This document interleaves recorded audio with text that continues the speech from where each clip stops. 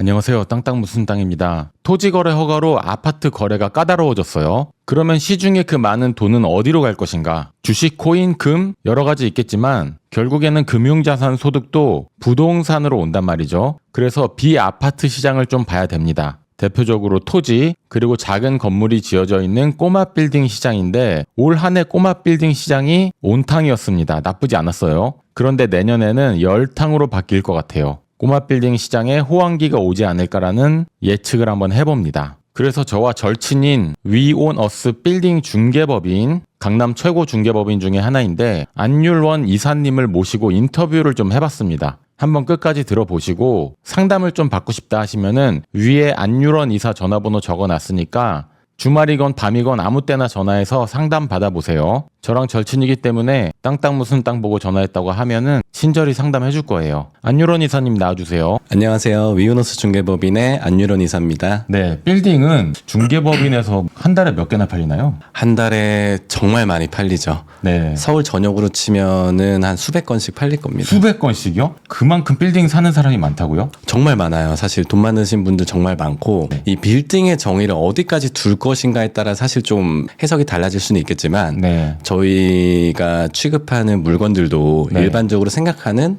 그런 빌라들 네네. 또 저희가 건물로 부르거든요. 네네. 다가구 주택, 다세대 주택, 건물이죠. 연립주택, 네, 네네. 건물이죠. 네. 그런 거 다 포함하면 정말 셀 수 없이 많이 거래가 이루어지고 있습니다. 아, 제가 이거 평소에 궁금하던 건데 그냥 아무것도 없는 농지나 나대지도 평당 얼마로 거래를 하잖아요. 근데 건물이 있고 월세가 나오는 빌딩도 평당 얼마 이렇게 말을 한단 말이죠. 네. 그거 잘못된 거 아닌가요? 여기서 그렇게 판단할 수 없는 게 네. 평단가와 평당가에 좀 차이가 있는 것 같아요. 아, 네. 평단가라고 할 수 있는 건 보통 이제 뭐 어떤 뭐 인테리어나 네. 여러 가지 우리는 평당 얼마, 평당 얼마. 네. 그럴 때는 평단가가 맞는데 네. 일반적으로 건물 토지에 대한 시세를 표현할 때 평당 얼마다라고 하는 건 평당 가격이거든요. 네네. 그랬을 때 그 가격 평당 얼마 치는 건 좀 무리가 있지만 저희가 매매가 대비 토지 면적을 봤을 때 평당 얼마다라고 하는 것이지 이 동네가 평당 얼마다 이렇게 판단하는 건 사실은 맞진 않습니다. 근데 뭐 어느 정도 정해진 게 있잖아요. 뭐 강남 대로변은 평당 10억, 용산 뭐 평당 4억 뭐 이런 게 있잖아요. 아, 정해진 분위기에 대한 수준은 있죠. 예를 네. 들면 도산대로도 네. 예전에는 뭐 1, 2억대도 있었지만 네. 현재는 3, 4억에서 4, 5억대는 돼야 되는 네. 시세 라인이 있고 네네. 그 도산대로 이면도 네. 요새는 1억 중후반에서 2억 중반까지 가니까 네네. 근데 이 범위가 좀 넓은 것 같아요. 아. 그 건물이 접하고 있는 도로나 네네. 뭐 방향이나 건물이 지어진 컨디션이나 뭐 임대 수익률 따져야 될 요소들이 워낙 많은데 그래서 A라는 건물과 B 건물이 예를 들면 붙어 있어요. 네네. 근데 A 건물은 코너고 B 건물은 껴 있습니다. 네. 그리고 A 건물은 수익이 잘 나오고 B 건물은 수익이 안 나와요. 여러 가지 상황에 따라서 같은 라인의 1m 차이 건물이지만 평당 차이가 2, 3천 이상도 날 수가 있는 거거든요. 그래서 이거는 뭐 일률적으로 판단하기는 조금 조심스러운 부분이긴 하네요. 아, 네. 구독자분들 다 이해가 되셨을 거라고 생각이 됩니다. 이런 게 궁금해요. 대박 나신 분. 레버리지를 이용해서 단기간에 최고의 수익률을 내신 분. 워낙에 거래를 많이 하시니까 그런 거 좀 재밌는 사례 좀 하나 부탁드릴게요. 지금 방송 특성상 제가 네. 정확한 집어는 공개는 못하지만 네. 요새 가장 핫하다고 할 수 있는 한남 압구정 로데오 성수중에 연무장길이 있죠. 네네. 가장 대박 사례는 아무래도 연무장길이지 않을까 싶어요. 사람 진짜 많더라고요. 네. 지금 사람도 어마어마하고 네. 평당 시세로 보면 저 매일매일 놀래요. 아. 오늘도 거래 사례를 봤는데 아직 실거래가는 안 찍혔습니다. 네네. 지금 3억 9천까지 제가 확인을 했어요. 이면도로 가요? 네. 한 평당. 미쳤다. 그것도 연무장길을 접하고 있는 메인 길도 아니에요. 네네. 저는 앞으로 연무장길의 시세를 판단하지 않기로 했습니다. 아, 그래요? 너무 새롭기 때문에. 어. 근데 사실 10여 년 전에 네. 제가 연무장길 건물주분들을 만났을 때 평당 3천만 원을 말씀하던 시절이 있었어요. 그때 왜 저한테 말씀 안 해주셨어요? 그때 왜 연락을 안 주셨을까요? 왜 성수동 안 사냐고 왜 그때는 정말 말씀해주셨어요? 네. 10몇 억짜리 건물도 많았는데 지금 10배 이상 갔다고 보면 되죠. 가장 대박인 케이스는 그때 사셔서 안 파신 분이 계세요. 안 파신 분 있죠. 장기 투자. 네. 예, 그러면 정말 뭐 상상할 수 없는 수익? 그러면 앞으로 성수동이 될 곳은 어딘가? 거기 사러 가야겠다. 매물만 있다면 연무장길 가장 추천을 드리고요. 네네. 연무장길에서 확장되는 이면 도로들. 확장되는 네. 결국엔 성수에서 확장되는 네네. 홍대가 합정 망원 확장되듯 그런 케이스죠. 네. 이제 홍대나 연남동은 지금 정말 물건이 좋지 않고서야 네. 적극 추천드릴 만한 섹터는 아니고요. 수익률 때문에 그런 건가요? 수익률이 아니고 입지 대비 집값 상승에 대한 기대치죠. 기대치. 예. 네네. 연무장길 이면도로 투자 관심 있으신 분들은 지금 안유런 이사님 저 위에 전화번호 이제 올려놨고 고정 댓글에 개인 전화번호 이제 고정 댓글에 달아놨으니까 언제든지 전화 주셔서 상담 받으시고 24시간 전화 받으시죠? 받겠습니다. 네, 받으신다고 합니다. 네. 빌딩 투자 관심이 있으신 분들은 저 땅 무슨 땅이랑 협력 중개법인이기 때문에 믿을 수 있는 곳이고 제가 뭐 오랫동안 알아왔는데 이만큼 빌딩에 대해서 박식하신 분을 본 적이 없습니다. 감사드립니다. 중개 건수가 지금까지 몇 건이세요? 제가 계약 체결한 것만 사실 네, 다 팀원 다 해서 대표님으로 계실 때 뭐. 한 200~300건 정도 200~300건이요? 되는 것 같아요. 빌딩 200~300건이면은 네. 거래 대금이 얼마입니까? 거래 대금으로 하면 사실 조가 넘죠. 조단이요. 예. 야 정말 우리나라 최고 이제 빌딩 전문 중개사님이다라고 말씀드려도 이제 과언이 아닐 것 같아요. 아무래도 서울에 사야죠. 서울에 빌딩은. 예, 서울에 사야 됩니다. 네. 서울에 사야 되는데 너무 넓어요. 서울이라고 하기에는. 네. 25개 자치구 중에서도 사실 굳이 볼 필요가 없는 구도 많아요. 거기까지는 추천지까지는 안 가고 사실 뭐 지루한 얘기일 수도 있는데 사실 뻔해요. 네. 이제 핵심 지역이라고 하자면 이제 강남, 네. 서초, 서초, 용산 용산. 그리고 성동까지 볼 수 있고요. 네. 뭐 용산, 뭐 마포까지도 갈 수도 있고 네네. 결국에는 강남 인근일 것 같아요.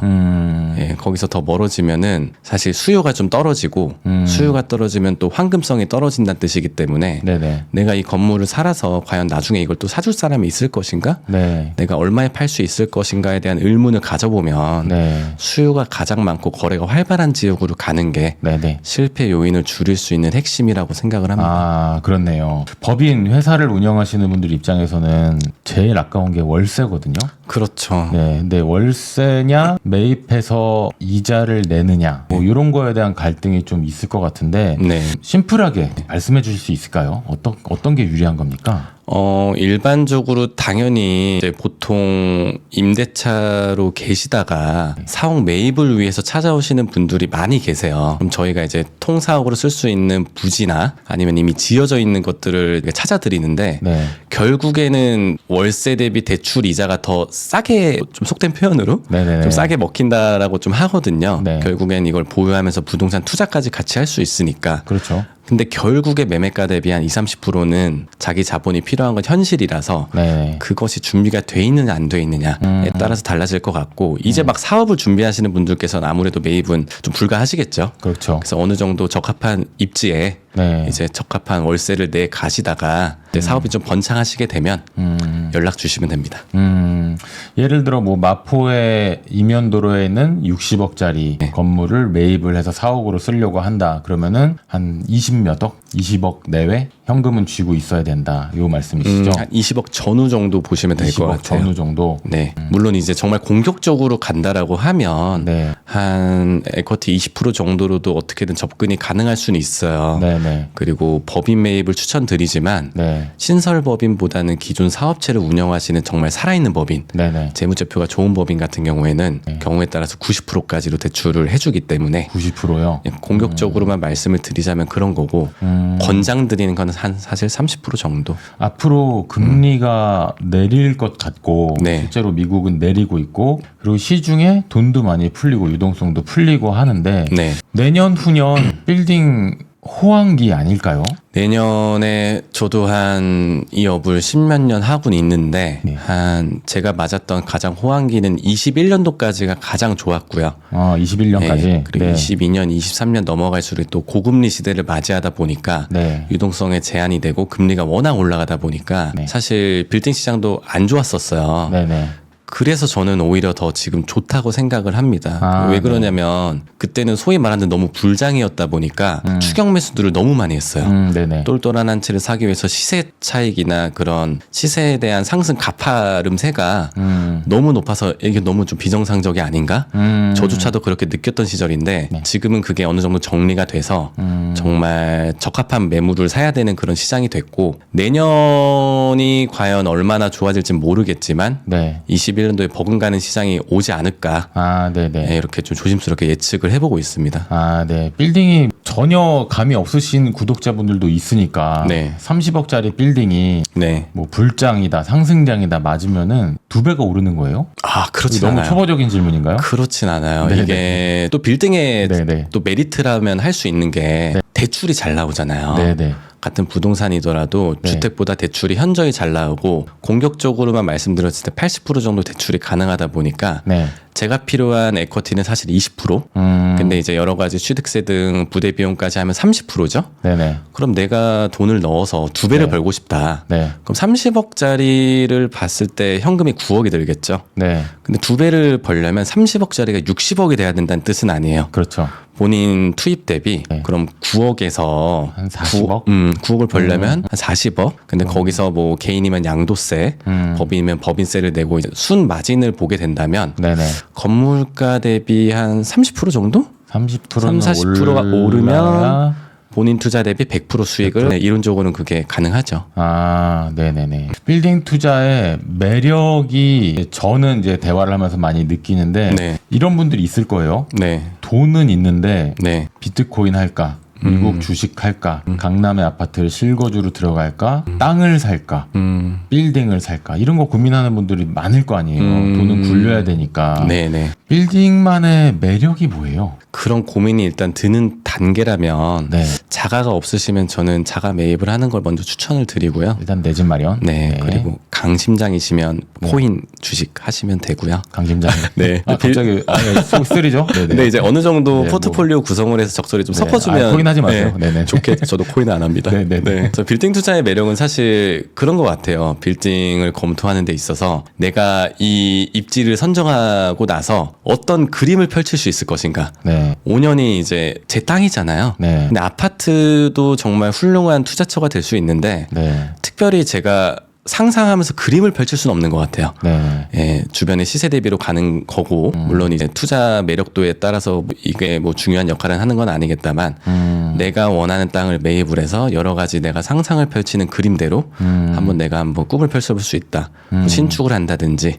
리모델링을 한다든지, 임차인을 맞춰서 수익 세팅을 해서 또 수익 실현을 또 해보고, 이런 좀 재미가 있는 요소들이 좀 많이 있는 것 같아요. 아, 내 빌딩이 있으면 그냥 그 자체만으로도 되게 좋을 것 같아요. 아, 너무 내 건물, 좋죠. 내 좋은, 빌딩. 네, 그렇죠. 네, 근데 네. 좋은데, 네.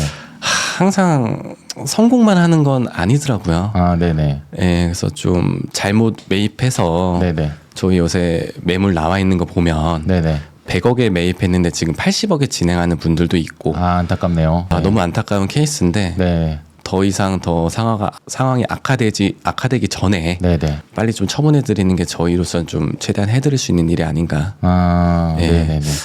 이런 게 궁금합니다. 뭐 매물은 뭐 몇천 개 있겠죠. 네. 근데 지금 안유런 이사님에게 연락 드렸을 때 네, 뭔가 매력적인 매물이 바로 소개해 주실 게 있는지, 네. 네, 아니면은 뭐 찾아보겠습니다 해야 되는 건지. 항상 있죠. 네. 항상 있고 네. 이제 금액대별로 네. 그리고 내가 이제 대출을 얼마나 공격적으로 받을 것인가. 네.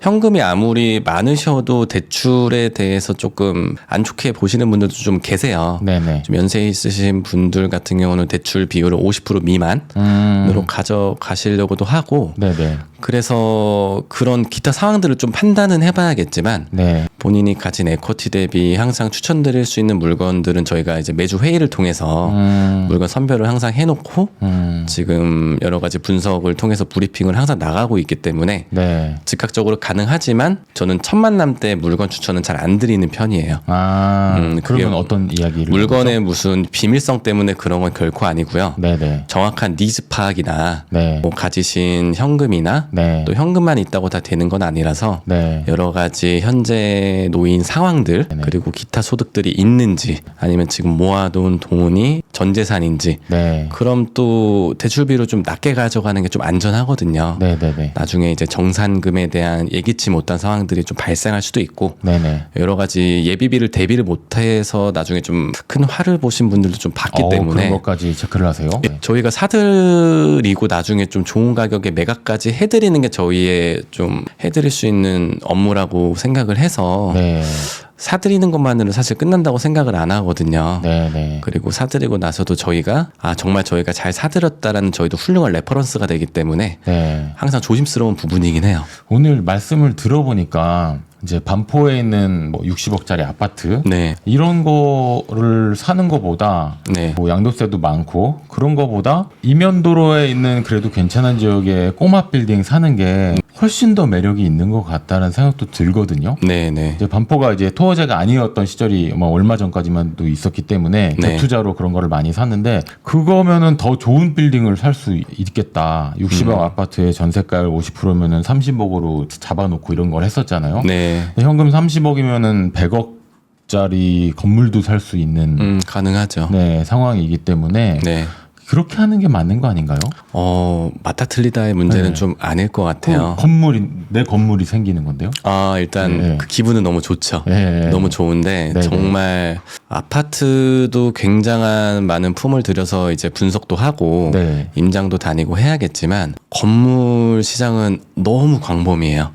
그 입지 판단에 대한 기준도 잘 안 설 뿐더러 제가 이걸 사야겠다고 결정을 했을 때 이 가격이 정말 맞는 가격인가? 왜냐하면 시세가 워낙 다 다르거든요. 그리고 향후에 대한 그 매각에 대한 계획도 잘 서 있어야 되고 단순히 현금 30억으로 아파트를 사느냐 아니면 대출을 받아서 100억짜리 살 수 있느냐 그럼 100억짜리가 더 좋은 거 아니야? 그런 거 이 볼륨의 차이 문제는 아닌 것 같아요. 네, 그렇게 하면은 너무 좀 리스크가 있고 아파트 가질래? 빌딩 가질래? 당연히 빌딩. 근데 보통 네. 반포 아파트 사시는 분들이 매수 문의 많이 주시더라고요. 그래요? 예. 이미 예. 집은 있고 예.